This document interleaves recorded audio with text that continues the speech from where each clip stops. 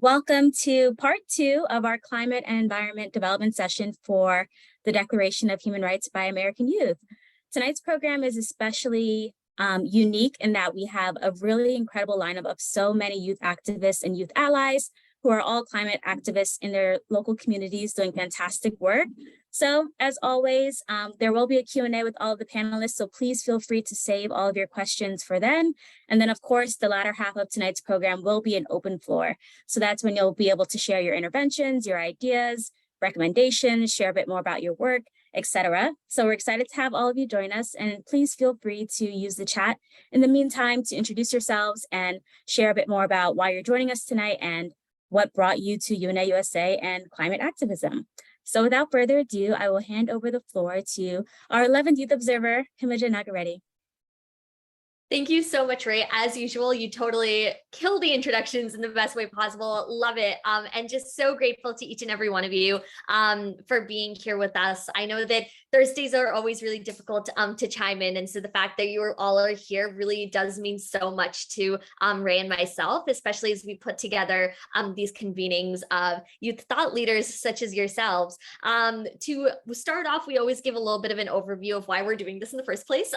So we're really working towards building this incredible document, this declaration of American rights by American youth, yourselves, but really it's about putting together rights that we all can get on board with in terms of rights that we consider our basic human rights and rights that are specific to young people that maybe we're not recognizing as much with our current framework of the UDHR and the current UN processes that are going on. One example that I oftentimes pull up is, for example, UDHR talks about peace and security, but online peace and security is a fundamental issue that a lot of young people are disproportionately affected by, but it's not teased out as well in the current frameworks of human rights that the UN talks about. And so that's why we're here. We're here to really be the voice of young people, to put together these rights and really create a bold statement, a more forward-thinking statement that's more inclusive for the youth rights that we need to be focusing on. And climate and environment rights are at the forefront of what the UN is talking about, or at the forefront of what youth activism is really addressing right now. Just today, actually, Secretary General Antonio Guterres, and I am quoting, said that the era of global warming has ended and the era of global boiling has arrived. He says climate change is here. It is terrifying, and it is just the beginning. It is still possible to limit global temperature rises to 1.5 degrees Celsius above pre-industrial levels and avoid the very worst of climate change, but only with drastic, immediate climate action. I mean, you guys have all seen the news that July was breaking world records, historical records for average global temperatures, and it's only going to get worse from here. And so it really does require each and every one of you at the table to be champions for climate and environment. And here on this call, we have an incredible panel, an incredible list of climate activists who are creating that change themselves through their work in different lenses. One of the things that we try to do is we try to pull speakers from different industries, different sectors, lived experiences, and that's exactly what we have here today. Is just incredible young people convening from all of these different facets that are really working towards building the type of climate and environment activism that we need for a more sustainable future. So with that horribly put together overview, but hopefully somewhat of a mosaic to kind of start us off, really excited to kick off this incredible panel of speakers.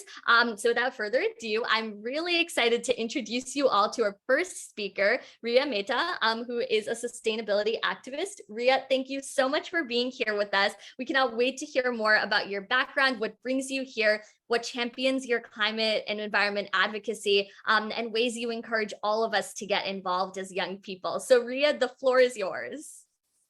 Thank you so much. Thank you so much for inviting me to be part of this panel. I think one of the greatest passions in my life is being able to deliver climate education, environmental education, and work within the gender equality intersection in climate change for youth, specifically young women. And I'm so excited to share my story and hear every other person's story here as well. So I think just a little bit about me and my climate education journey. I started off being an advisor for the United Nations Industrial Development Organization for their Youth Council panel. And one of the main things that we do there is create guidebooks and create publications that allow us to better understand how we can deliver education in pertaining to the Sustainable Development Goals to young people, and specifically the curriculum that is needed to teach young people in school, starting from elementary school, honestly, about the impact of global warming and climate change. I personally believe that the best way to intercept a lot of our actions that we contribute to climate change, global warming, greenhouse gases, et cetera, is actually starting from a very, very young age. Kids in elementary school learning about the impact that we directly have on the environment, that each person has on the environment, and maybe allow them to make more educated choices, whether it be in sustainable fashion or whether it be in environmental change and pollution. And after shortly working there, I became an intern and a community strategist at a nonprofit organization called Take Action Global. It's a local nonprofit organization in Florida, and they work specifically to deliver climate education to educators in developing countries. And I think that's something that I realized was my main passion, is working with teachers and educators at a very, very fundamental level. I think a lot of sustainability and climate activists, we all really love to talk about how we're making change and how we're, helping the planet and how we're doing all these things. But at a fundamental level, how are we changing people's lives when it comes to allowing them to better understand climate change, when it allows them, giving them the resources to be able to make a change in this area as well. So I facilitated with that organization a program with the US Department of State. And it was a program that was based around a climate action challenge. So we would actually work with educators. We would deliver micro grants to educators in developing countries, specifically in Africa and India. And we would work with them on a 10-week climate education program where they would go through, build their own lesson plan and curriculum for climate education. And by the end of the program, they would actually teach it to their students. And I just found that to be such an amazing cause. We're doing another program with them in the winter and then in the summer of 2024. And I've just been so honored to work specifically with having a direct contact with people who are literally changing students' lives as we speak. I mean, I think one thing I learned being a university student is how much my teachers, how much my educators, how much my professors really changed the way I think about world issues, changed the way I think about sustainability, changed the way I think about human rights, changed the way I think about gender equality. And I think that's something that we have to really emphasize on when it comes to students, is allowing teachers to be able to deliver that medium of education to them, that curriculum to them, so they can learn how to make better decisions, so they can choose a career that ends up benefiting either sustainability or climate change, or ends up doing something that makes the world a better place. So, those are the two main streams that I've gone down, and the two main projects that I've been working on for a couple of years now. And I'm really, really excited to continue my work with Take Action Global. And that's just a little bit about me and how I feel I'm contributing to the climate change cause. But yeah, thank you so much for allowing me to share. Oh my God, Ria, thank you so much for being here and for sharing your expertise, and cannot agree more about the importance of climate education and the fact that all of us as young people are the most closely tied to the educational systems that we're in, and thus have the greatest say, or should have the greatest say, and are the greatest experts when it comes to our education, is paramount. Being a young person is our superpower, and information is so much power. Being able to have the facts, to be able to use the facts in order to inspire change, not only within yourself, but also within other people in your community, is paramount. And so the work you're doing around that, absolutely fantastic. And we love our gender equity advocates. So feeling the love, sister, and sending it right back. It's just so important that we continue championing the voices of women and also gender minorities in this space, recognizing that they're the ones disproportionately affected by climate change, and they have so much to contribute to this movement. And so everything you're doing is just so fantastic. And Ria, feel free to send links in the chat to your organization. I think all of us here would love to see it, and just so grateful for you.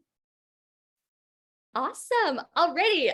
Without further ado, super excited to introduce you all to our incredible next speaker, Rachel Brzezinski. Please tell me if I spelled it or if I pronounced it wrong, and tell us how to pronounce it. You are actually incredible. I was reading up more about you today and just so inspired by the work that you're doing. You're a project and outreach coordinator at World Water Hub, a Green Teams intern at the PSEG Institute for Sustainability Studies, all around superstar. Cannot wait to hear from a fellow incredible environmental conservationist about the work that you're doing, specifically around water and ways that young people can get involved with protecting our planet through preserving our precious resources. So without further ado, Rachel, the floor is yours. Thank you so much. I'm Rachel Brzezinski. Hey everyone, I'm so happy to be here and to be in the company of some amazing young environmental activists. Like many other young people, I was quite literally in the middle of high school when the pandemic started. And so both my frustration with those in power and my anxiety for the future went through the roof. Especially then, my focus narrowed onto the news that was constantly, almost daily, flooded with stories of intensifying climate disasters. And we still see that now, basically every day. And while I knew about climate change and cared about sustainability prior, this was really a wake-up call for me. And with the slowing pace of everything due to the pandemic, I came to a realization that I was sort of ignoring the elephant in the room, so to speak, and that I would be doing both myself and my generation an injustice by remaining uninvolved in climate action and perpetuating the ignorance that has led us here in the first place. I went to climate marches, I talked to people, and I became relentless in learning about all things sustainability. And this was made so much more difficult because my high school had no offerings for me. And so I had to go out and seek it myself. And we, without a doubt, know that climate change is already here and it's right in our faces. And now I'm extremely fortunate to have the ability to study sustainable development and environmental biology at Columbia, where I have been able to build like a systems mindset and an understanding of nature-based solutions in order to create an effective, inclusive methods of climate adaptation and also critically reconsider our relationship with nature. I firmly believe that youth have the right to determine the future, and it's crucial for us to change the system from both the inside and out. In my current work as part of the Green Teams at the PSEG Institute for Sustainability Studies at Montclair State University, I'm engaging in nonprofit sustainability consulting with Memorial Sloan Kettering Cancer Center for the construction of their new cancer care pavilion in 2030. Fun fact, the EPA estimates that Americans spend about 90% of their lives indoors. And so my research focuses on creating a healthy, sustainable, and equitable built environment through looking at that science behind LEED and WELL certification, circadian lighting, biophilic design strategies, and incorporating nature into our built environment, because ultimately we are part of nature. Not only is this important to consider when talking about sustainability and climate action, but so are universities' responsibilities in preparing their students. And so I'm super grateful to be a part of this program because it does exactly that. On the other end, I get to bring people and ideas together as the project and outreach coordinator for the World Water Hub, formerly known as the River Project Maganga. I work with an intergenerational global team spanning from India, France, the United States, and more, where we focus on synergizing small-scale water-related initiatives happening across the world by serving as the point of connection for organizations to share resources, knowledge, and support. And there are already so many amazing experts and organizations working in water and others that want to get involved. And so we want to be the liaison between them in order to extend these resources, maximize impact, and also build a global community. One of our big projects currently is a global water quilt that will allow writers, artists, and storytellers of different mediums to share their stories and demonstrate that we are all connected through water. And so lastly, you don't have to be an expert to be an advocate for sustainability. All you have to really do is care enough to do something about it, whether that's by talking about these issues or being here tonight or simply supporting others who are already doing the work. And I'm happy to talk more, and I'm super stoked to be a part of this conversation. And I'm really excited to hear from the rest of the speakers lined up. So thank you so much. Oh my gosh, Rachel, I'm like fangirling right now because everything of what you said was so important. Totally going to remember that 90% statistic because it really is a fun one. And it shows the importance of advocating for better environments in our built environment. I feel like that gets left out of the conversation so much. And the fact that you brought that up is truly phenomenal, of making sure that our indoor environments are also sustainable, but also conducive to human health and well-being from an environmental health standpoint. And the work that you're doing around water conservation and just making that type of information more accessible, making that type of advocacy more accessible is just so incredible. And so fangirling over here, I know many of us are feeling the same way. I saw the applause hands, just so grateful for you being here and sharing some really important information on that. So thank you so much, Rachel. Really appreciate it. Alrighty. All right. Next up is one of my friends, Jennifer Barrero. Jennifer, always love being in the same space as you. You truly are such an incredible advocate and someone I personally admire so much through your housing advocacy. You are the founder of Youth Housing Coalition, but I also know that you serve as a Global Goals Ambassador. You're super involved with UNA USA, and also got to cross paths at Transforming Education Summit at the UN back. Wow, it feels like ages ago, but like back in October, I think. So just so grateful to just be continuously inspired by you and your advocacy. And I know others on this call will feel exactly the same way. So Jennifer, I will pass the floor to you to talk about your work and the role of youth leadership in this space. Awesome. Thank you, Himija. Your intros are always so top notch. Thank you so much for that. So I'll start off by caveating that my formal collegiate education was not in climate or environment. And I mentioned that because I think a lot of times we feel that if we don't have a specific degree in a certain science, that we're not qualified to have thoughts or opinions on climate change. But the truth is that climate change is so pervasive in so many different industries that no matter what you're passionate about or what you're interested in, I promise you that there is some sort of overlap with climate change. So my area of expertise is housing and homelessness and humanitarian aid. And usually when I say housing and homelessness, sometimes it doesn't always ring a bell how that relates to climate change. But with extreme weather events, as Himija was saying at the beginning of the call, we've seen especially this summer record-breaking temperatures and heat waves across the world. This leads to entire populations and communities being displaced from their homes. So when that is happening and certain areas are becoming unlivable, where are those people supposed to go? How are we supposed to develop sustainable cities, sustainable urban areas, rural communities? How can we continue to build more housing, but that's also getting along with what we need for our environment? That's the area that I work in. And I advocate for fair housing policy and sustainable housing development in a few different ways. So as Himija was mentioning, I'm the founder of Youth Housing Coalition. That's one main way. So with that nonprofit, we train youth advocates that are interested in housing development and fair housing policy. So we do some work on the policy side, but a lot of it is really taking the power into our own hands. So not just feeling like we're asking other people to change policies, but basically training you on what can you do today as a youth, or what can you do with the skills that you have to build your own small scale real estate development, whether it's tiny homes, ADU homes, what can you do in your neighborhood to make it more adaptable and sustainable? I'm also a Global Goals Ambassador for UNA USA, and I am the Vice President of Advocacy for the United Nations Los Angeles chapter. So that involves things on the policy side, working with the mayor's office, working with our congressional representative in our district, and advocating for policy changes on that end. And lastly, how does this impact youth?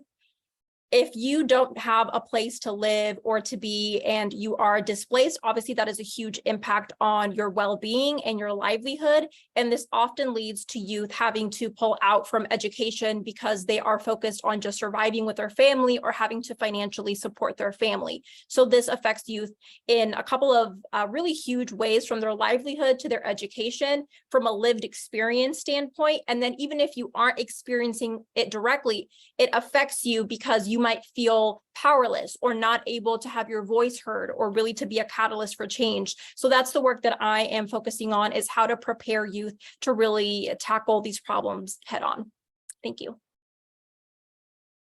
Oh my gosh, Jennifer, every single time you speak, I really do have a moment, because everything of what you said was just so on point. The importance of bringing more people into this space of climate advocacy. You don't need to have a formal education. I see the hand claps and honestly was feeling completely the same way, because never studied anything climate in undergrad, ended up doing it for my master's, but it was only until going to a UN conference and realizing that climate advocacy is truly such a broad field that all of us can participate in. That's how I felt in the movement. And just the fact that you said that up front means so much to me. And I know so many people on this call, the fact that all of us can be and should be activists in this movement within our own ways. And the work that you're doing is incredible through UNA USA, through local policy and engagement.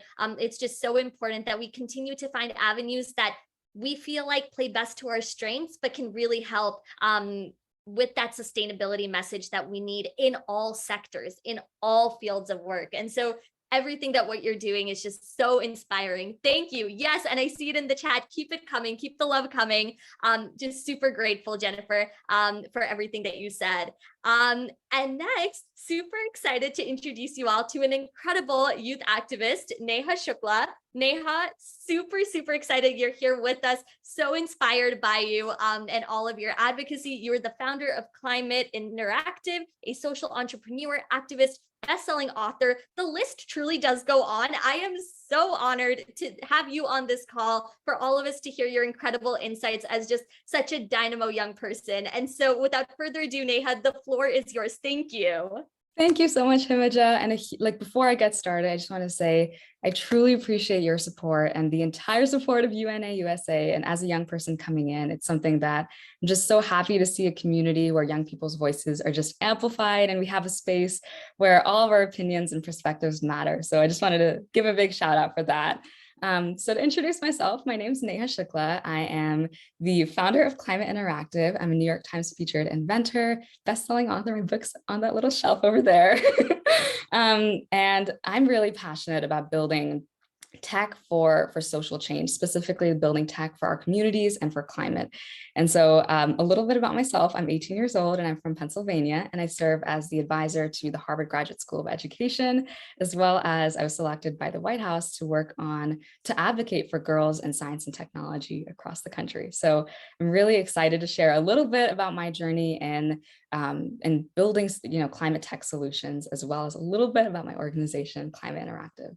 So I would say that this idea of building solutions for my community has been something that has really resonated with me from a young age, whether that was being 15 years old and really discovering that spark for social impact and developing a wearable device to slow the spread of the COVID-19 pandemic, to being 16 years old and developing an iOS app recognized by Apple CEO Tim Cook to combat the homelessness crisis in my local community. So big shout out to Jennifer for doing the work. And really my spark for creating climate solutions began when I interned at NASA last summer. So I had this incredible opportunity of interning at NASA, and I lived in Austin, Texas for the summer, which needless to say was extremely hot. But our project worked on developing Earth orbiting satellites to monitor Earth's most environmentally vulnerable areas and at-risk areas, and specifically looking at, monitoring and discovering things like emerging wildfires, oceanic oil spills, and pinpointing the location of our largest carbon emitters. So it was a project where we used this live satellite data and connected the two things that I love the most, which is tech and social impact. And at that point, I realized I absolutely love all things to do with really using that superpower of coding and developing tech and leveraging that for fighting for climate justice. So ever since then, I've been involved as a Greenpeace USA climate ambassador, working alongside some incredible leaders like Ebony Twilley Martin and Jane Fonda, both of whom I admire so much. And it's amazing to see female role models who are just really paving the way. But yeah, working as a Greenpeace climate ambassador. And so we're organizing a community of over 3 million young climate activists and doing things like, organizing the largest Earth Day protest, or, encouraging companies and organizations to be divesting in fossil fuels. So it's been an amazing opportunity. I'm so excited to kind of continue moving forward with that. And this summer, I also worked a little bit with Fridays for Future, and really seeing the ins and outs of how do grassroots youth-led climate movements work, and having that experience was so incredible. And here I am. I recently launched my initiative, Climate Interactive, based on all these experiences and kind of what I've been seeing in the news. So a little bit about Climate Interactive, where we're building climate awareness with data. So the organization is essentially an interactive climate data dashboard. And the purpose really is to highlight the disproportionate impact of the climate crisis on the global South, and also on the UN's designated most affected people and areas, or MAPA group. And so it's been, I think what really drew me to this problem is seeing that over 3.3 billion people across the world are living in areas that are highly vulnerable to be impacted by the climate crisis. But then on the other hand, we're seeing that over 65% of these people are completely unaware of the crisis that's surrounding them every day. And I truly believe that the first step towards catalyzing action, towards pushing for climate policy, towards really encouraging companies to reevaluate their sustainability is really understanding the problem. And if that key piece is missing, that's really where a lot of this misinformation and missing information gap comes in. And that's really what I wanted to do with this organization. So what we do is we've combed through the United Nations data archives and developed a really simple and straightforward data visualization, where you can see trends in things like carbon emissions, land usage, water scarcity, energy production, endangered species, all these incredible key metrics. And seeing, I think it's really fun to kind of see, when you see things visually and see these trends over the years, you can really notice that while the global North and a couple of major players have been contributing towards the vast majority of carbon emissions, of energy production, and even energy production per capita, we're seeing that the global South and people who are completely uninvolved in the production of these things are facing the brunt of the climate crisis. And so that was a big thing I wanted to highlight with this initiative. And it's recently launched. We launched last week, which has been so exciting. And things have been moving really fast. So if anybody on the call right now or watching the recording is a young person, specifically from diverse backgrounds, but really a young person experiencing the brunt of the climate crisis, and somebody who has a story to share about how recent events, climate events have impacted them or their families, please reach out to me I put the email in the chat, contact.climateinteractive@gmail.com, and we would love to share youth voices and perspectives at the UN General Assembly. So thank you so much for inviting me to this talk, and it's been incredible to share a little bit about my journey. Oh my God, literally all of us on this call are probably speechless. I am speechless. I don't know what to say next, which is a problem because I'm emceeing, but you are just so incredible. I see the claps. Please keep them coming. Everything of what you said just hits so close to home.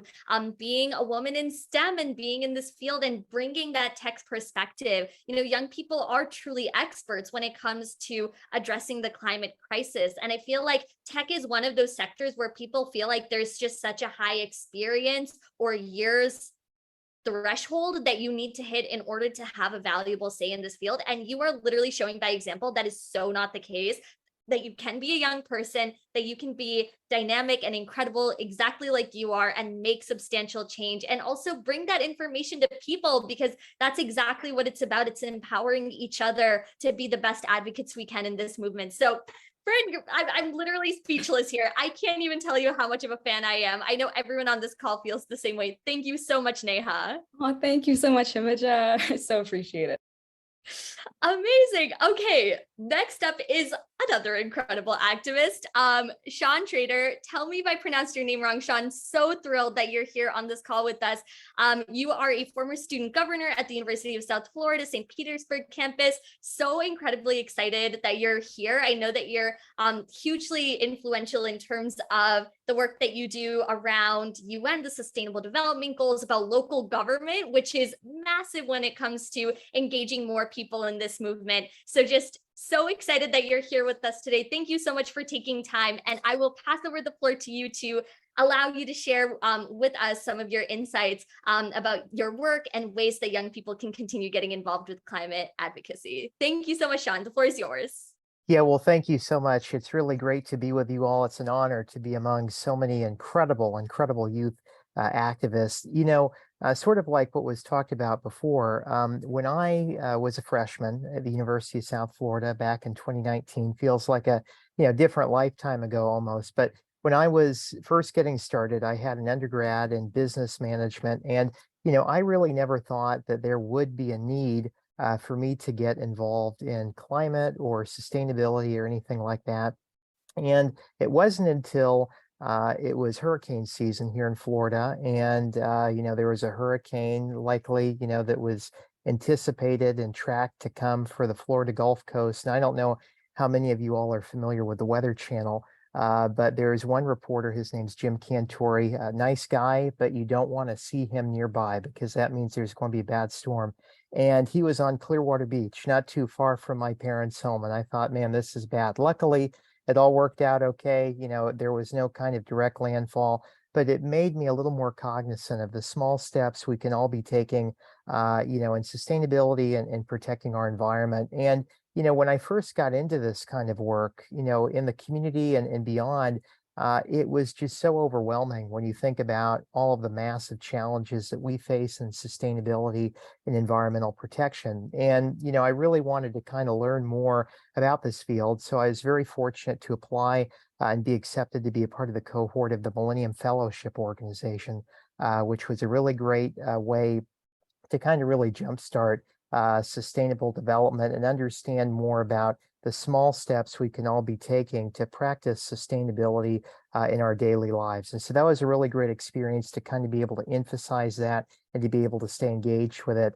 And then for the last year, I just wrapped up a few months ago, I was really honored to be in the student government at the University of South Florida, serving as the governor, which is a role very similar to that of a student body president, to really advocate for the sustainable development goals on a much broader scale. And one project I'm really proud that we were able to put in place and oversee the development of was a water goat. And it's got a little weird name. However, what it is it's a really great device that's located in the waterway that's able to siphon off trash. And that trash then, prevents interaction with wildlife and other things and ensures that the waterway is clean.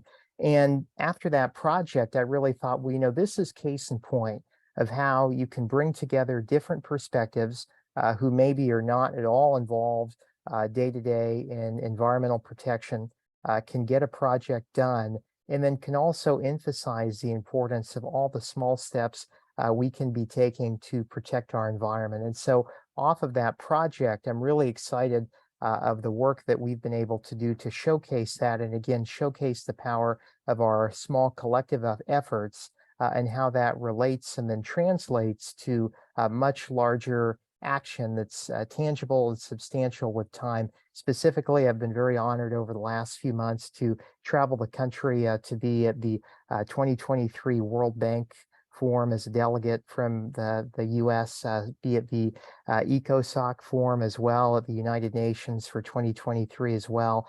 And most recently, the project of this water goat in the waterway was selected by the UN Learning organization, UNITAR, as one of their finalists for Sustainable Development Goal number 17, focused on partnerships and how that relates to making a goal possible. So I'm really excited and honored again to be with you all. And I think more than anything, the big thing I always think about is the challenges that we face are massive. Like you mentioned at the beginning of the call, that's very overwhelming to hear that kind of news. But I think the choice is either, you just feel overwhelmed, you don't really do anything, or you take small steps, you empower others in the process. And with time, that continues to create tangible change where you can see some differences and inspire others to make an impact as well. So I hope we can continue to do that and focus on our collective future. Oh my gosh, Sean, you put it so well. And I really want to emphasize what you said again and again and again, and maybe have it on loop forever, because it really is just so important, right? And I see the hand claps too. Exactly. It's all about taking local action. It's about realizing that these mammoth issues were caused by individuals, and individuals can solve it, which is really, it really does contextualize that, yes, we're talking about global issues, but it really is about working within our own communities, understanding the specific climate and environment needs of our communities and working to patch them up. And then in that kind of piecemeal way, really making sure that all communities are taken care of. And that's really how we're able to achieve the fundamental global changes that we need to achieve. That's how we're going to make sure that we're really advocating for everyone's opportunities for equity and justice. And it's the best way that we've got is really about using those local solutions. And so everything that you're doing at the local level, from water protection to climate action, is just so incredible and just so inspiring. So thank you so much, Sean. Super grateful that we're able to be here and to share that fundamentally important message that we all have a responsibility in this climate movement and we can all make a difference. And that is something that's so important to emphasize. So thank you. Yeah, thank you. Of course.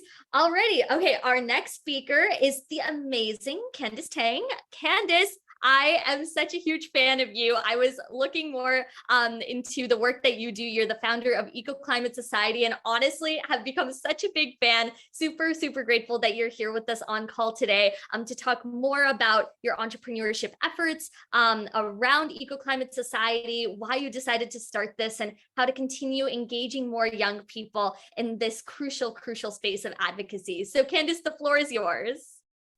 Well, thanks for having me, and it's really great being here with you and all the climate activists. Well, my climate journey started after attending a talk around last year by the scientist Katharine Hayhoe, and where she aims to spread the message of climate change through the power of storytelling. And before this, I always thought about, oh, climate change is not really about me, it's about plants and animals. But after that talk, I maybe realized how climate change is affecting me personally.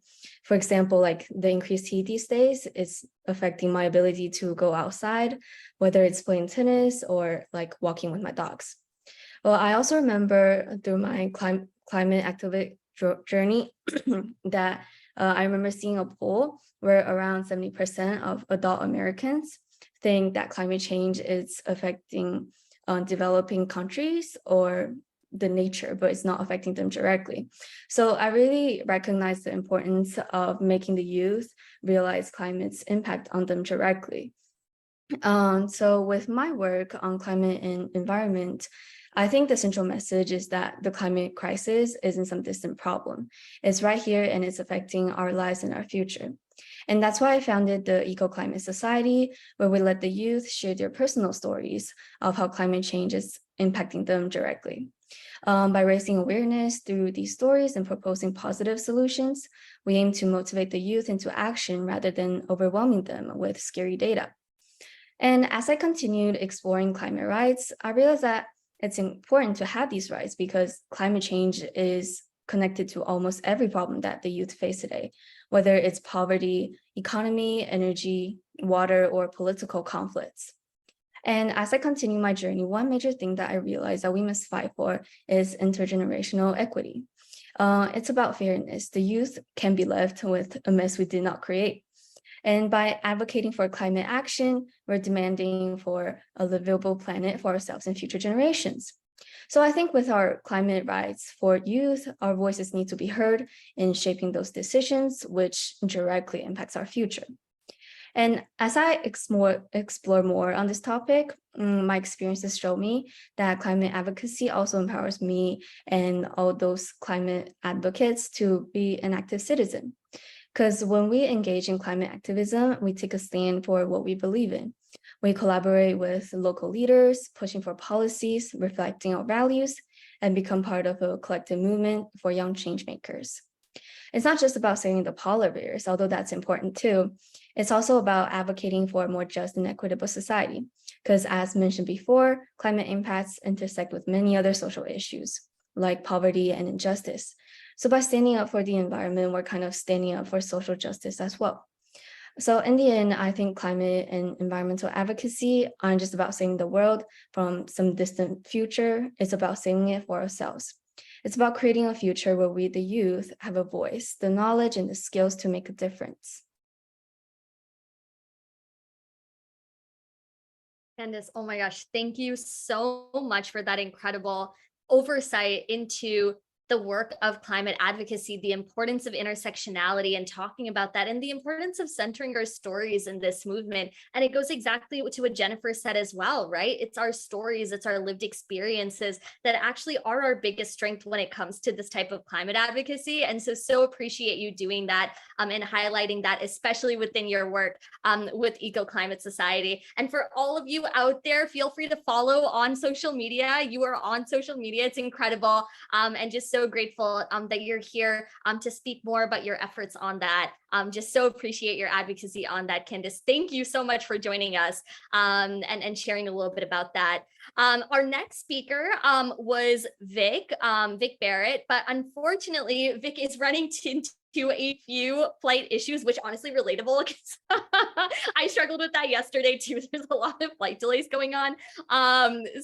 Well, I mean, speaking of extreme weather patterns and conditions, feels a little on point here, unfortunately. But Vic did say that they're sending all of their good wishes, and I also wanted to just share a little bit more about Vic and the work that they're doing, because it's actually right, Jennifer. It's so on brand. I feel that so deeply. I'm like, yeah, the flight delays or something. But Vic did want to share a little bit about the work that they're doing with Earth Guardians. And so just wanted to read a little bit of an excerpt here. So a little bit about Vic.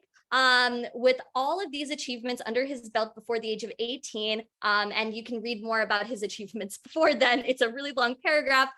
Barrett has had his eyes set on his biggest target to date, the federal government. Barrett is one of 21 youth activists between the ages of 18 and 21 suing the government to take action on climate change in Juliana versus the United States. The lawsuit states that the government has violated youth rights by allowing activities harmful to the climate, and asks the federal government to enact progressive changes to current carbon dioxide emissions. Barrett understands that his generation will be impacted by the policies and decisions of older generations refusing to combat climate change, and that we must make meaningful changes towards a sustainable environment. Most recently, Vic spoke at the New York Climate Strike and told a crowd of at least 100,000 people why climate justice needs to be highlighted, centering Black, Brown, and Indigenous voices. So Vic is an all-around incredible person, so please feel free to connect with him offline, and more than happy to share his contact, but just putting his info in the chat for everyone to see.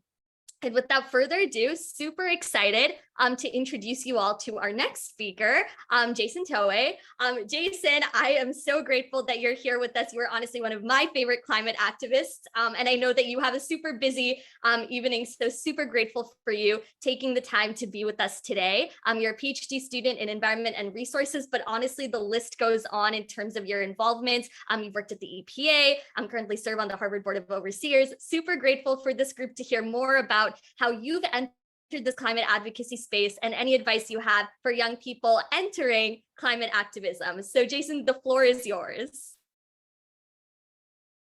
Glad to chat. And I would say, happy to be on.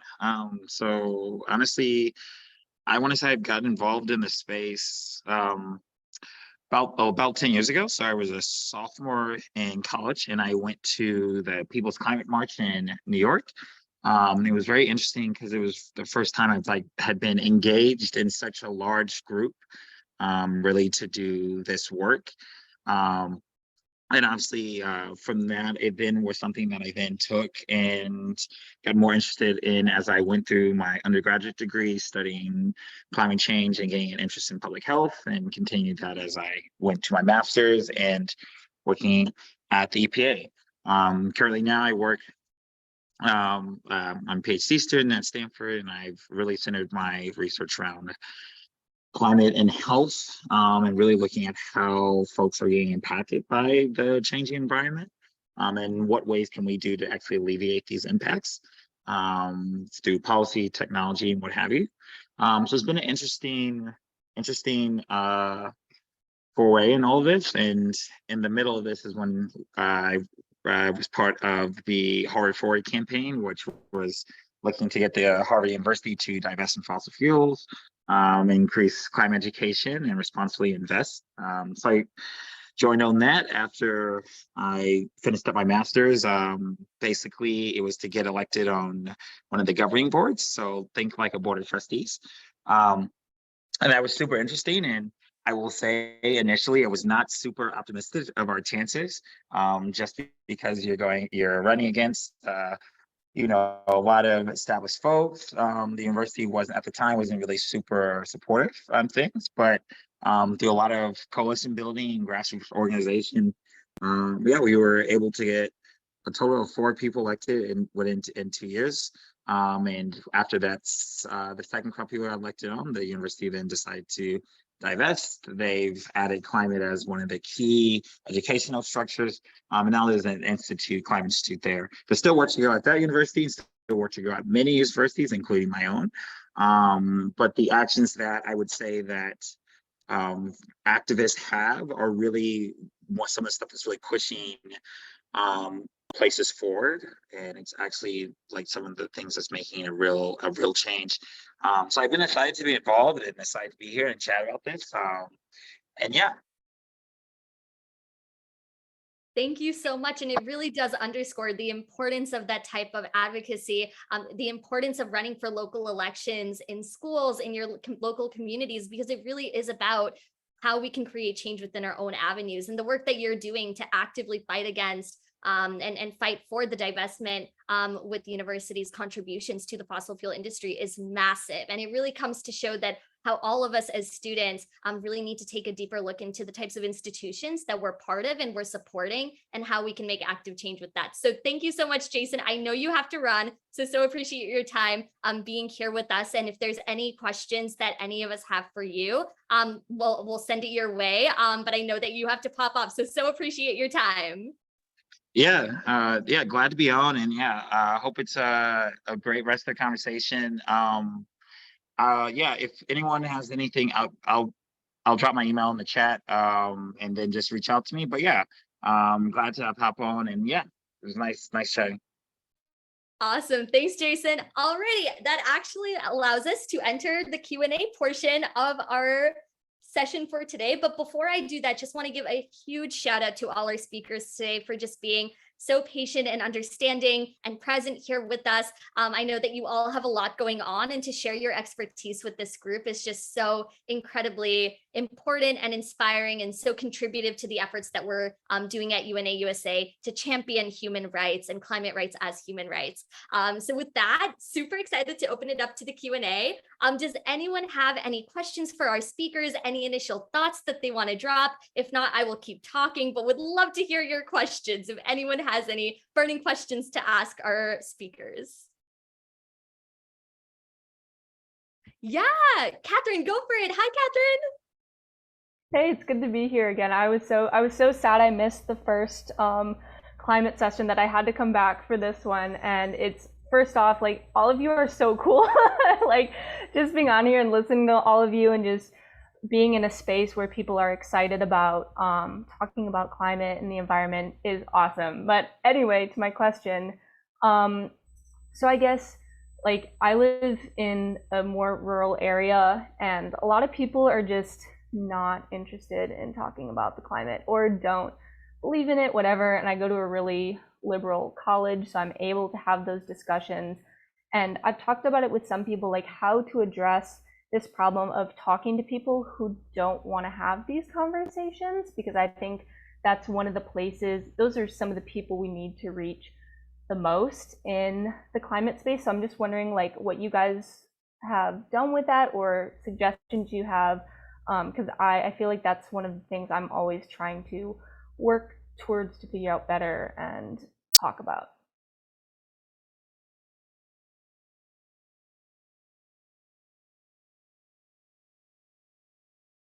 Such a good question, Catherine. And I'm also kind of thinking through like, what would my answer be for that? Because it's such an important question, especially engaging more young people from rural areas into this movement to help champion a more comprehensive countrywide movement towards this, which oftentimes does leave out rural voices. Would love to hear what our speakers have to say, maybe even if some speakers are from rural areas or have worked in rural areas, have family there.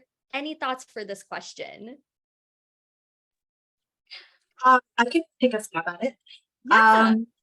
So I think that one thing that I grew up in a very rural area. And I would say that for me, getting involved at such a young age, I started being involved in climate change and the impact of climate change on global health.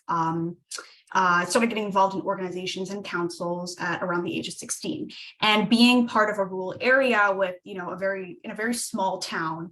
There was only a school there and a couple facilities, so there wasn't a lot of engagement there when it came to climate education, environmental protests, gatherings, etc. One thing that really helped me is actually being involved virtually with a lot of these programs. And I know that not everyone has access to technology, and it's definitely a privilege. But I think that one thing that we're seeing ever since even the start and the period of COVID is that a lot of programs are being done online, specifically the programs that we do through the organization that I'm working for when it comes to, working with educators and teachers in developing countries that also live in very rural areas and small towns, is through online education, virtual platforms, such as Zoom, conducting virtual education sessions, virtual workshops. And I think that has been a really, really big part of building a strong network when it comes to climate change. And honestly, when you're able to create a very warm, kind online community of people, it really doesn't feel any different than meeting in person. I have some online friends that I've met back in my climate protest and rallying days when I was 16, and I'm still friends with them. I'm still friends with them on Slack. I'm still friends with them on Discord. We have a lot of interesting conversations to this day. And I feel sometimes you can even build greater bonds through, creating a very strong virtual environment where a lot of people can be there to talk about these important issues. So I just think that's a way that we can get people involved from rural areas, from even developing countries where they may not have as much access to, a lot of these resources or, climate clubs or organizations. So yeah, that's just something that I would personally recommend. It's something that's worked for me when I was young. Thank you. Thank you so much, Ria. That's super helpful. Catherine, any other thoughts? Would love to hear them, but thank you so much for that question.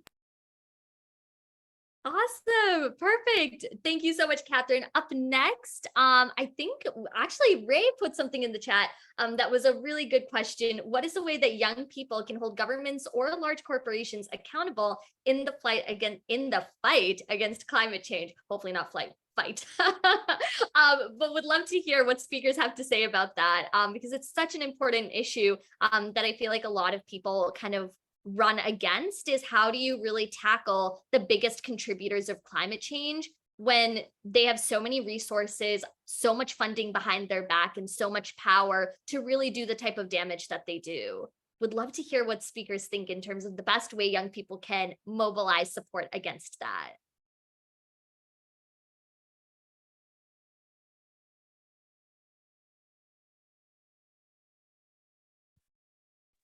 Yeah, well, I guess I can share. I really liked what I saw in the chat about getting engaged in local government. I was fortunate before I really got involved on a university level in my home of Clearwater, Florida, to serve on a lot of different boards and organizations, where people would joke around with me and say, I was, the only person around under the age of 40 or sometimes 50 involved in different, big decisions. And, as much as that's humorous, I think it also is important to shed light on how youth can get involved. And I think it's very simple. A lot of times, there are different opportunities and openings, listed on websites, in local governments and stuff like that. And a lot of times, you don't see a big sea of people applying for stuff. They're really interested in diversity and different backgrounds and everything. So I think that's a great way to get involved and get engaged. Because you're right, just saying, oh, well, we'll remember this when election time comes around. That is, a very easy statement to make. But when these people have got large backings and everything like that, it makes it very hard to overcome. So I think finding ways to be actively involved in the legislative process up front, through appointed positions yourself or through seeking elected office is really great. And I think every time, at least in my experience, that I've done something like that, other youth become more empowered and engaged when you tell them how you're representing their interests. Thank you so much, Sean. Really important plug for the importance of getting engaged with local government and realizing the importance that local government has to either be contributors to the climate problem or solutionists. And making sure we have more young people on those boards really helps us make sure that our local governments are working towards creating climate solutions. So thank you. Really good idea and really good thoughts shared. I know that Kate put a really good question in the chat, and also Sahil as well. So I'm going to try to combine them, because I know that we are running quickly out of time and I want to hear from our youth spotlights very soon. Sahil says, from an educational perspective, how can we inspire more youth to rise up as climate activists? How can we push for this kind of change within our education system? And Kate says, how can we bring quality climate education to local and global communities to fight climate change? And how can we combat the spread of misinformation, which is so crucial? Neha, I see your hand. So excited for you to answer this one.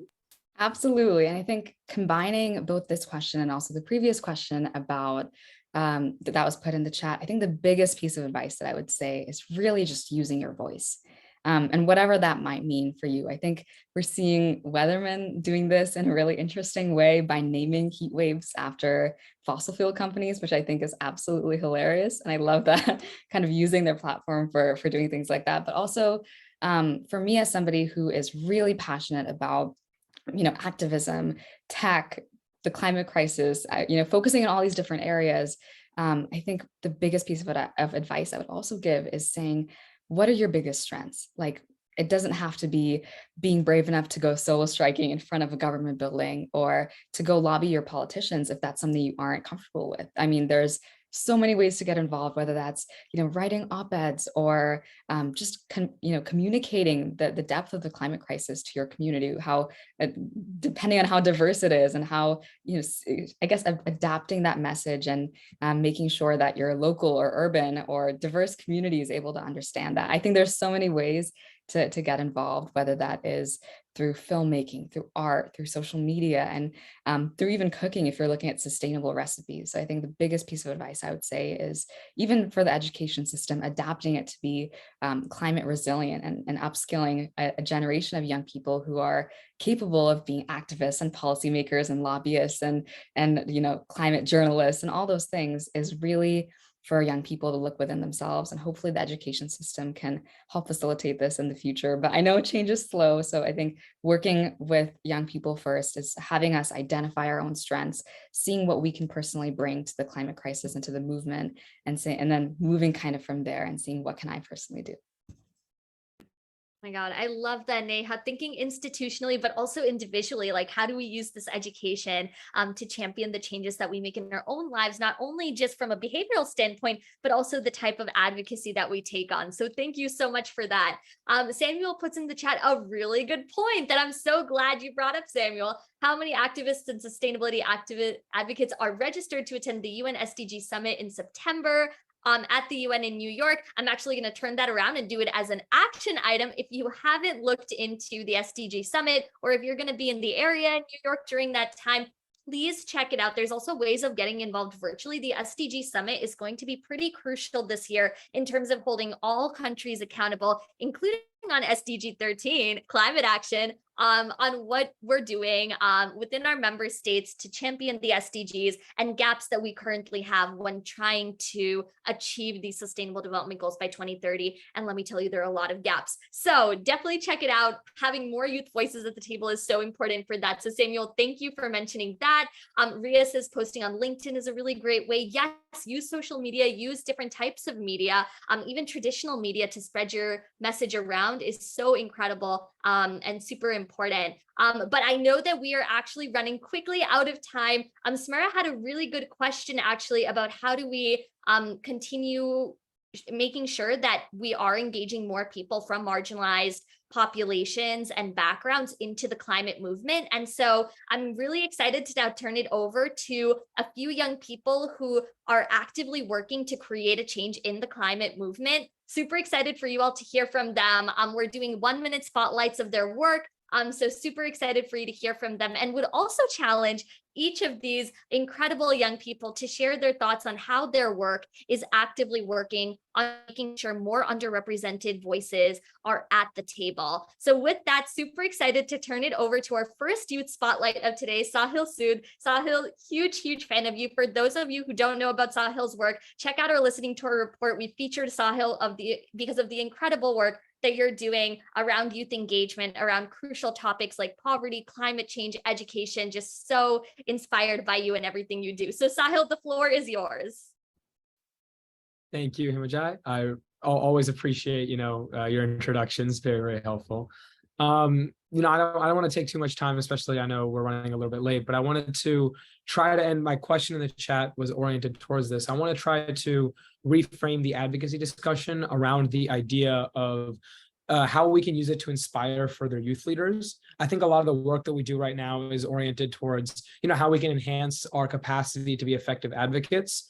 But I think what goes hand in hand with that is cultivating the next generation of advocates, inspiring others in a sort of grassroots movements to rise up and essentially find their path in climate advocacy as well. So I kind of wanted to discuss and talk about how we could implement how we can orient educational curriculums in a way that helps bring in aspects of climate advocacy into the school, into the classroom, so that students that are interested in getting involved in advocacy or may see themselves getting involved in the realm of climate advocacy have a chance to be involved. Because I think those curricula development and content curation, those kind of resources, I think, are essential to help steer the conversation towards what we can do for the future of climate activism and what we're able to accomplish in the long run. And I think that especially with the SDG Summit coming up as the midpoint for the Climate Action SDG, it's important to look towards the future, the second half of this decade, to try to evaluate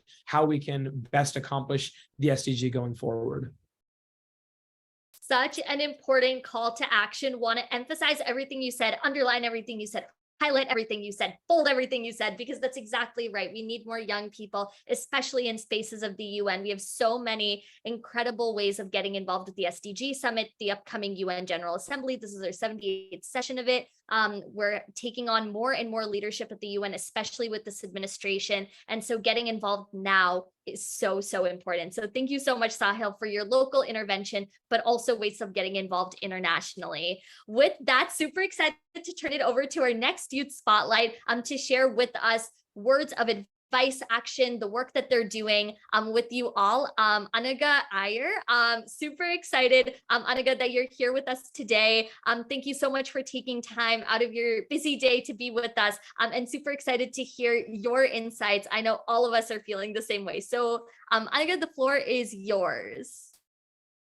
If I can find you, although maybe you might have dropped off. Maybe Anaga dropped off. Okay, maybe Anaga dropped off. We're gonna try to get her back. But admittingly, we are a little bit over time. So thank you all for hanging in with us. Next up is the amazing Julia Sampson. Julia, so grateful for you being here with us to share your insights, to share your intervention with us, and ways for us to take action. So I will turn over the floor to you. Unless Julia also dropped off. Do I see her? No, Julia dropped off too. Oh my God, we are losing people. Okay, we gotta go fast. Jaehan, I think you are here. I think I did see you. So I will turn over the floor to you if you want to share. You're in front of, hey, I see you. Hi, Jan. Thank you so much for being here with us. Super excited to hear your insights. And the floor is yours for you to share your incredible work and your intervention. Thank you. Hello, everyone. It's such an honor to be able to speak with you all today. I'm Jehan Etsesi. I'm currently a 17-year-old climate activist. I served as a co-chair of the Education Working Group Committee for the United Nations U.S. Ocean Decade Youth Advisory Council, and I also am the founder and executive director for the 501c nonprofit organization called Climb the Earth. I'm also a climate activist in my county and really like to focus on advocating for climate change and as well as sustainability in terms of a lot of matters within the local, regional, as well as national, international level. One thing that I specifically am a huge advocate for, of course, in climate change, is the education of being, aware on climate change. I think, especially with the younger generation, in our climate system and just in our education system in the U.S. and in general, I think a lot of youth are not educated as sort of thoroughly and effectively on different matters within climate change. And I think something that I've been really sort of targeting in my climate advocacy work is really making sure that the youth can be advocated or also learn about different climate matters through a variety of ways. And one of the ways I was able to do that was serving on the Ocean Decade Youth Advisory Council, where we created an educational toolkit that was sent around I guess you could say through an international sort of manner. And through this way, we were able to include a lot of ways, not only how to educate on climate change, I guess within the local level as well, but also sort of to be incorporated in the educational system as well. And within my county, I was one of the student leaders as well to pass the climate action focused working group plan, which was certified a lot of schools in my state of Maryland to be green schools. And so I think one of the things that I advocate for, of course, is, of course, climate change, but also, for young people as well to, be aware that, climate change is something that is always ongoing. And, not only do we physically experience it through, record-breaking temperatures, but we experience it through a lot of matters as well. And so making sure that we're educated and always using our platform and using our voices, particularly within a diverse background as well. I know being someone who comes from a diverse background, it's very important, to see, people who look like you advocate for the same issues that, you're passionate about. And so that's one of the things that I prize greatly. And, it's really an honor to be here with a lot of young climate activists as well. And, to be able to speak with you all and really sort of envision the world and how we seeing it is really an amazing experience. And it's great to be here today. Oh my God, Jehan, that was so incredibly well said. Thank you, thank you, thank you, thank you, thank you. That you hit so many important points. And the one that I really want to pull out and emphasize so deeply is the importance of education, but also understanding how our lived experiences have been affected by climate change. That in itself is education. And that's an important aspect of education that we oftentimes leave out. And I see the hand claps. I feel like so many people resonated with so much of what you said. One of the people that we actually highlighted on our listening tour, Aubrey Connor, talks about the first time that she really learned about environmental racism was in a classroom during undergrad. And that's when she realized that so many of the issues that she saw in her community, the disproportionate levels of asthma and reproductive cancers, and other, respiratory issues, cardiovascular issues, et cetera, all of these underlying health issues were disproportionately in Black and Brown communities in her home state of Florida. That's when she realized that that was an environmental injustice, that was an environmental racism. But it wasn't until going to undergrad and actually getting that formal education, which helped her piece together the types of injustices that she just dealt with and was told to deal with for pretty much the predominant portion of her young life. Like, she was told that that was the normal, and so you deal with it, as opposed to understanding it was a true injustice, that she should not have had to feel this way or deal with these types of issues. And so what you said just resonated so deeply, because it really is about that. It's education to understand our context within the climate movement, to understand how the climate crisis has burdened us, our communities, and ways that we can champion rectifying that, how we can champion being the solution drivers for those types of inequities from the communities we come from. So everything you said, Jahan, I could go on forever, but just thank you so much for that. With that, super excited to now turn it over to the consultation and open flowing discussion aspect of these types of sessions. We really want to hear from you all. You've heard so many incredible ideas from our speakers today. I know you all have so much to share as well. Speakers, please join into the conversation as well. Would love to talk about ways that you think climate and environment rights need to be better protected for young people. Are there any climate and environmental issues that disproportionately affect young people that we need solved? Any specific initiatives that you think more young people should get involved with to be effective climate and environmental justice advocates? Would love to hear your thoughts on that. But we'll start with, in terms of specific youth rights around climate and environment, what really comes to mind as things we need to work on? Any thoughts from people? We've heard a bunch of them, and maybe we can start off with education, because that was one that we saw recurring in the chat. Any specific climate and environment education initiatives that we need to be taking on more as young people, and we need better addressed as young people? Yeah, if I could hop in for a second.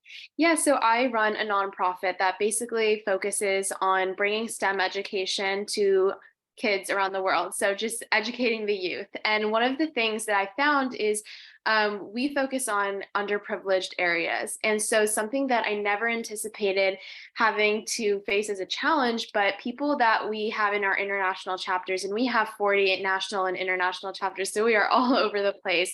We have so many different people in different areas that have a completely different experience. And so working in our chapter in Ghana, for example, you know, the types of climate conditions that they have are completely different and honestly really do affect them. And I do remember Ukraine, even earlier this year, they were having so many issues with their Wi-Fi going in and out, and especially with some of the political issues that were going on with that as well. And so that's something that I had never anticipated before ever having to deal with. And I do think that's a really big issue, because education is such a pillar for success in people's lives. And to be educated is to be able to have a future. And so when climate limits that, it limits people in so many ways. And so I do think that is such an important talking point. And, you know, this actually meeting is my first meeting that's really climate focused and centric. So this is a really enlightening experience for me, even to hear about all of the work that's going on. And one of the best points that I heard today was the connection between humanitarianism and climate, because you can't be a humanitarian without being a climate activist first. And so this has been such a great day for me, and I've been loving hearing about people's stories. And so, yeah, I think for me, that is one of the niche parts that I try to focus on with my organization, and I try to bring light to.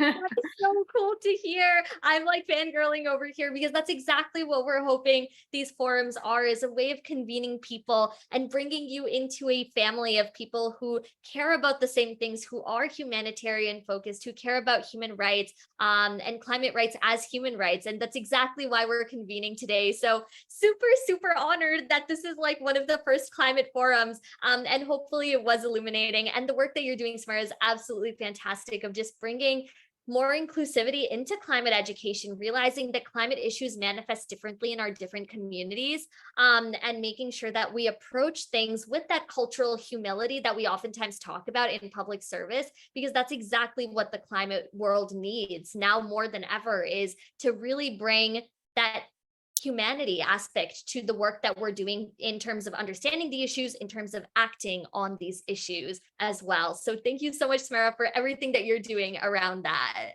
Yeah, absolutely. I mean, it's been so interesting to learn about how climate affects basically everything, you know? And so again, like, I never had anticipated ever being involved in the way that I am today, but I see that it's an issue with chapters in my organization. And so I do feel that responsibility of, okay, let me learn more and let me figure out what's going on so I can try and put my best foot forward for the kids that I have direct impact on. So. Oh my God, that's incredible. Thank you, Samara. And that actually brings me to an interesting question that I kind of want to pose to the group.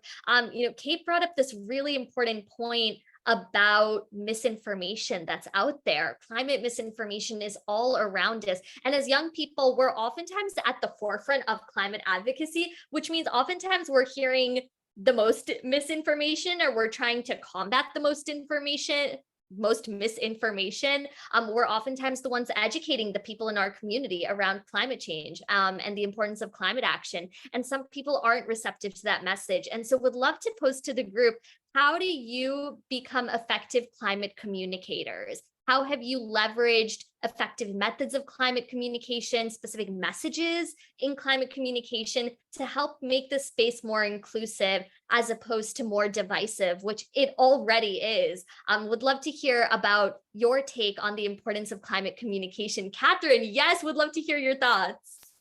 Yeah, so I think this has been a huge thing. I think this is one of the most important aspects of climate in general. And I think one of the biggest things I've learned from other people, and now I'm trying to do myself, is meet people where they're at and also try to see like what they need from it. Like if it's farmers, like how do they need, like, is it, are they not getting enough rain? Are they using pesticides? Like how can that be changed? And see how they can get involved in the discussion, because I think if you're just trying to throw information at people, which I've done before, I'm like, oh my gosh, why don't you get this? Like it's a huge problem.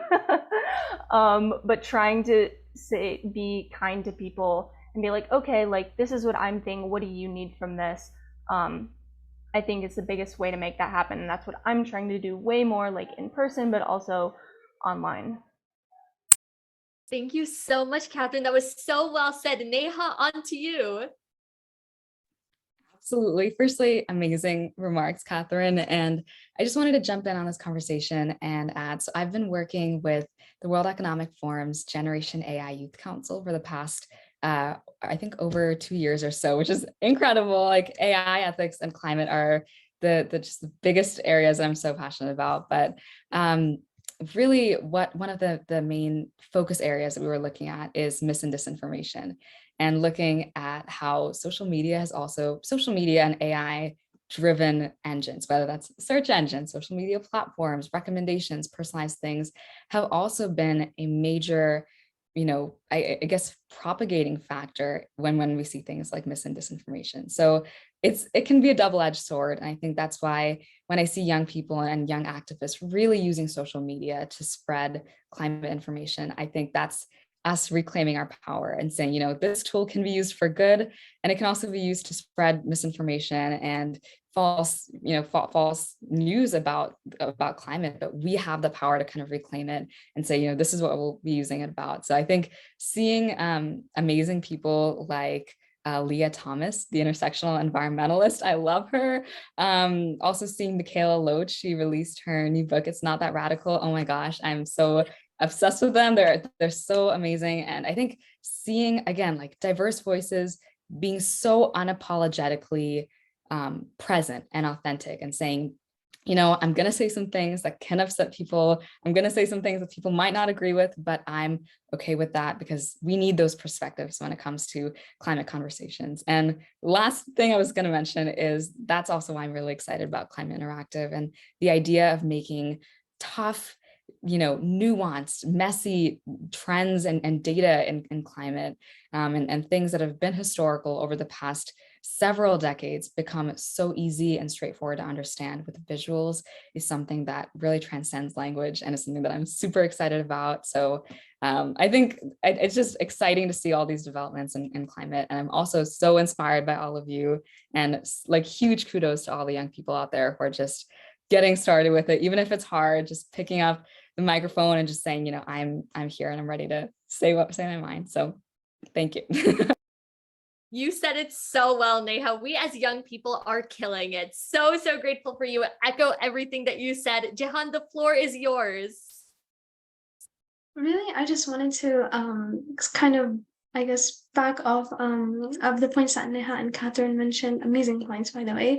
Really, I would say in terms of, having youth like effectively communicate within the climate, advocacy realm as a whole would be to have a diverse range of thought. I know something that I've worked on in the past is sort of intergenerational working per se, between not only a different number of ages, but also just making sure that, you know, in your climate working space, whether you're advocating like on a council or at your local, or really it could be anywhere, you're making sure that you have a diverse range of thoughts, making sure that everyone's points are being heard, no one is being excluded. And really, once that happens, you're able to sort of include everyone and exclude no one. And I think once you have that sort of space, it becomes much easier to communicate with individuals who not only are passionate about climate change as well, but really are working to, you know, work with you effectively and making sure that the point you're sort of getting across is being done effectively. So that's all I have to add.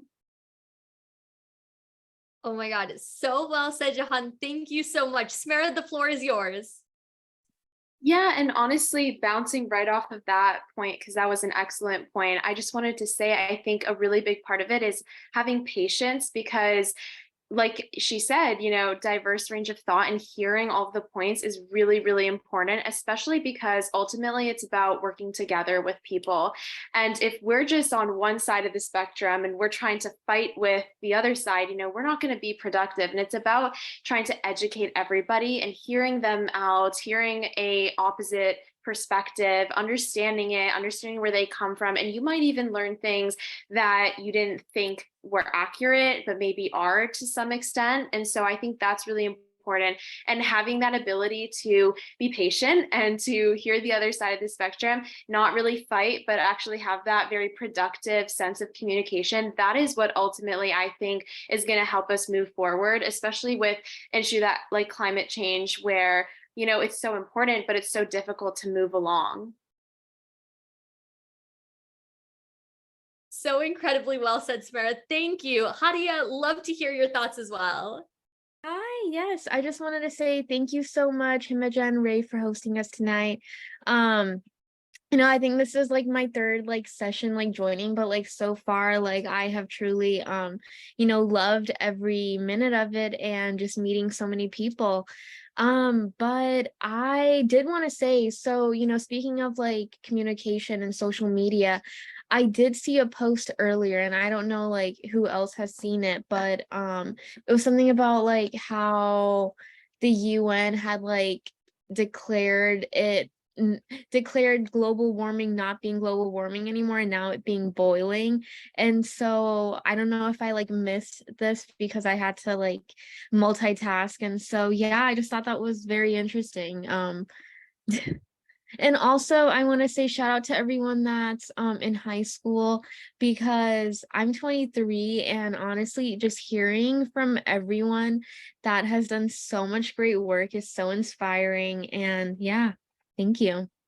Oh my God, Hadia, I think with that we might be the same person. So I'm like kind of freaking out here in like the best way absolutely possible, because you're so right. Like I was literally here being like, I am 25 and I feel like I did not have anything put together in high school. So the fact that you all, like so many of you are in high school, you're absolutely killing it with your advocacy. You're showing up, you're being present, and you're not only just you're not only just being part of the climate movement, but you're encouraging thousands of other people through your advocacy to be part of this climate movement that we need everyone in, which is just so inspiring. And Hadia, we actually started off the session with that exact same quote, because it's so important that we talk about this not only as something that happens in the future or is happening today, but it is actively destroying our country, our world right now. This is happening in real time. It really is us being at a boiling point, and we need to be doing something about it. This time to act, it's now. It was yesterday, but it's now, if never. So just so appreciate you saying that. Would love to hear if anyone has any other thoughts around different types of climate rights.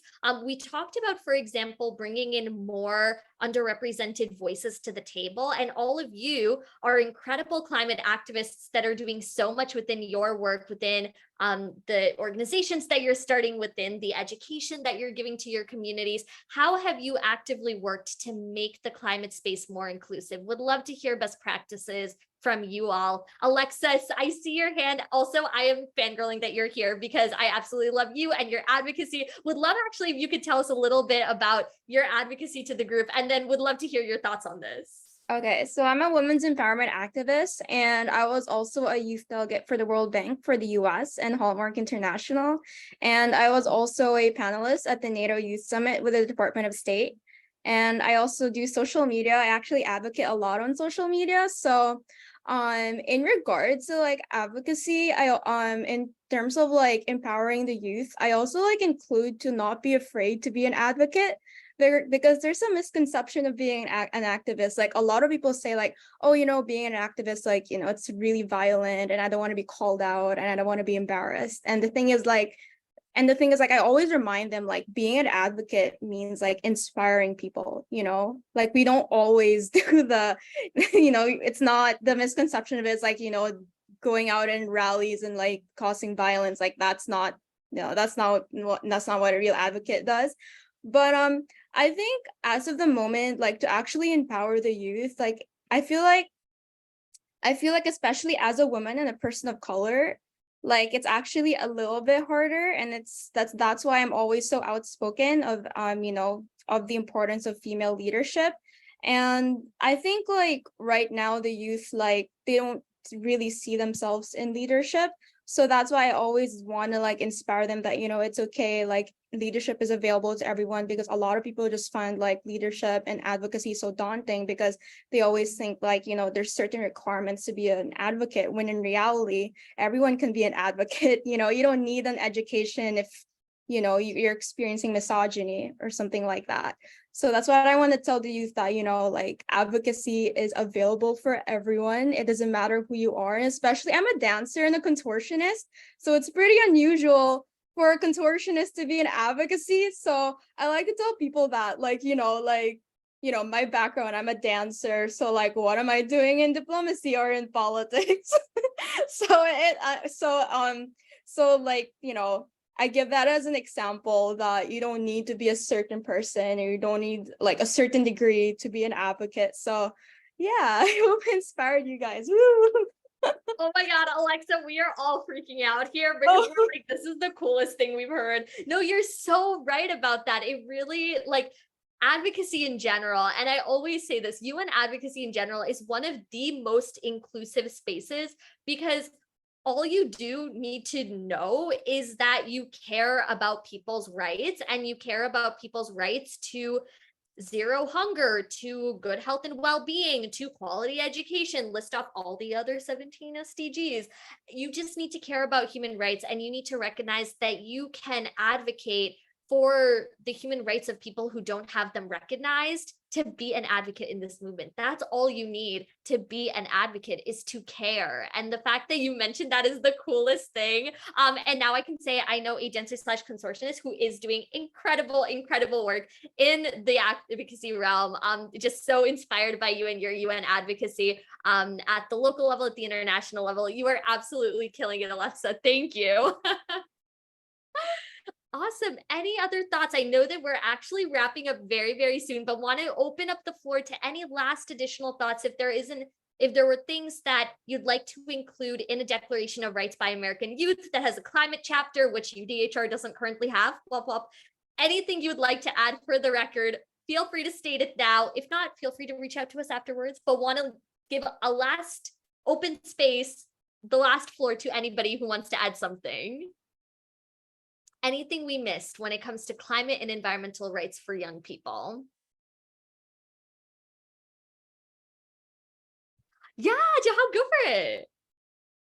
I just wanted to say a final word, and that was that I guess no matter, you know, who you are, sort of your background, really just anyone, I would say do not be, like a lot of people said it before, do not be afraid, you know, to be able to sort of take the initiative to lead within your community, and even on the national and international level as well.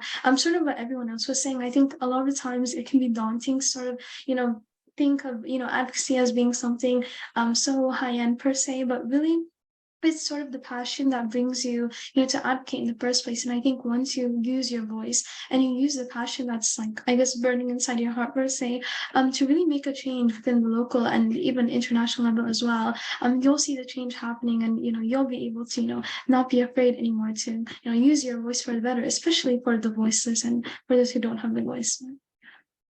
Oh my God, Jahan, that was so well said. And Samara, so glad that you're going to have the final word.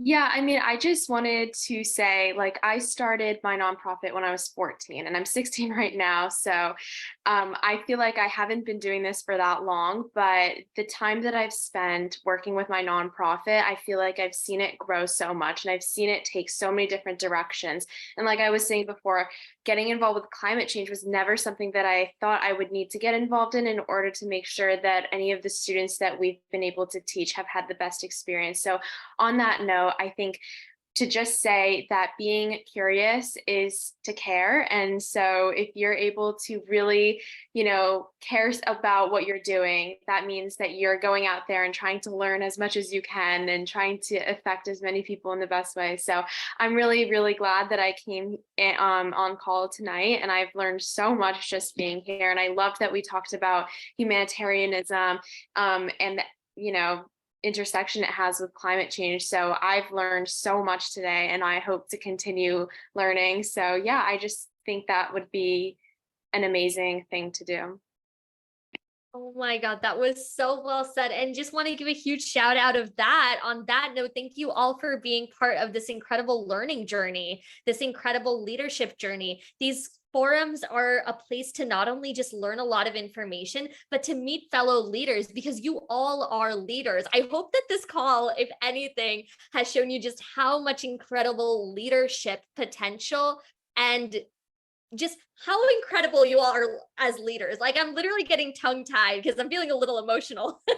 This is actually incredible, just how awesome you all are in terms of championing the changes that your community needs, and for being so gracious with your time to share space with us, to share these best practices so that we can all be the leaders that our communities, our world is calling us to be. Our world is calling us to be the leaders of today, not tomorrow. The world needs us now. And so it's just so important that you all are here today being the leaders we need for today. And so with that, so grateful for you all sharing this space with us in this moment. Ray absolutely read my mind. She just put into the chat a form for you to continue sharing additional feedback for our Declaration of Rights by American Youth, which we are going to start the drafting process of very soon. So if you're interested in being part of the core drafting team, please feel free to reach out to us. We'll have more information coming very soon on how to get more involved with the next stages of that. But with that, Ray, I think we're ready for our group picture, and then we'll kind of close it for the night. Perfect. Thank you so much, Himajah, and to all of our speakers and youth participants, and especially for staying on an extra 30 minutes for tonight's call.